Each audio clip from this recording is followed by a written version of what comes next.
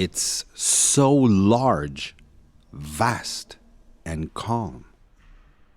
We'll start with the stained glass on the north side. Okay. But how do we get to the north side?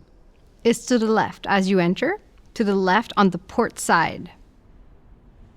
The stained glass windows literally represent the story of Jesus and his mother Mary, as well as characters from the Old and New Testaments, along with the story of the Cap de la Madeleine shrine.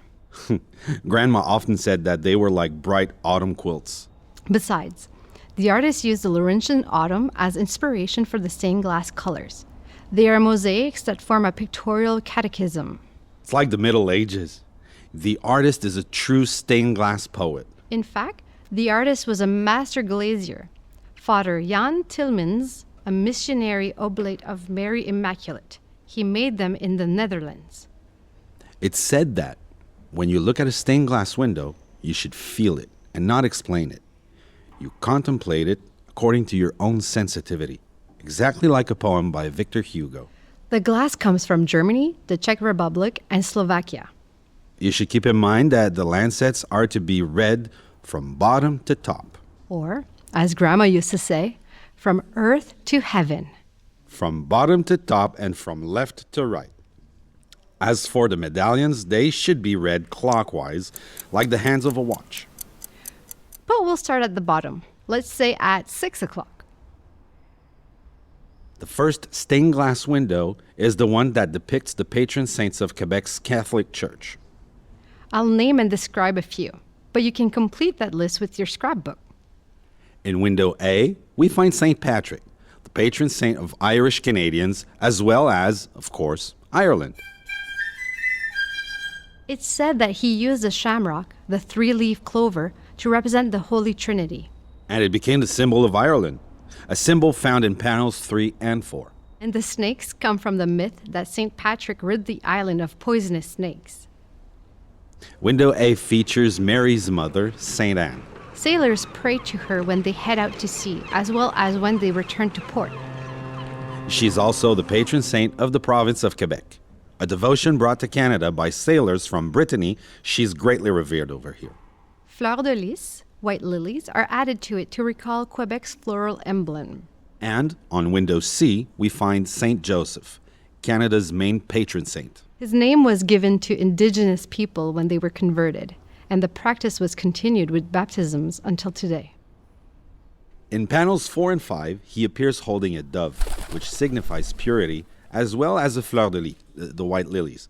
But the interesting fact can be seen under the dome of the Basilica, St. Peter of Rome, because he's the patron saint of the Universal Church. St. John the Baptist, the patron saint of French Canadians, can be seen in window D. He was born on June 24th. On June 24th, 1834, Patriot Ludger Duvernay hosted a banquet to discuss the future of the country. And the dinner guests decided that John the Baptist would be the patron saint of French Canadians. But the church only formalized that at the beginning of the 20th century. He's also the patron saint of shepherds, which explains the sheep. Sheep have been used in St. John the Baptist parades on June 24th since 1870 because sheep represented invincibility. As well as the protection of a young nation characterized by sheep. Finally, window E features St. Lawrence. Jacques Cartier discovered the river on August 10th, 1535, on St. Lawrence's birthday.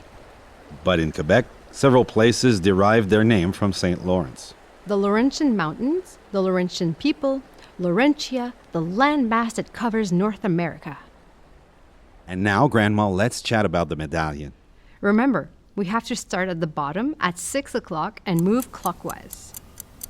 We noticed that all the medallions have maple leaves on the tips of the pentagon. The middle represents Our Lady of Canada. The artists seem to have been inspired by the colors of Aboriginal totem poles to design the coat. The word Canada comes from the Huron and Iroquois word Kanata, which means town or village. The medallion is in the shape of a pentagon and represents the coats of arms of the 10 Canadian provinces. But let's focus on the Quebec coat of arms. Quebec, in the Algonquin language, means narrow passage, a narrowing of the river. The coat of arms presents the fleur de lis for the French period, the golden leopard for the English period, and the maple branch for the Canadian period. We're going to take a little break, Grandma, to put our notes in order, and then we'll chat about the second stained glass window, the one featuring the public life of Jesus.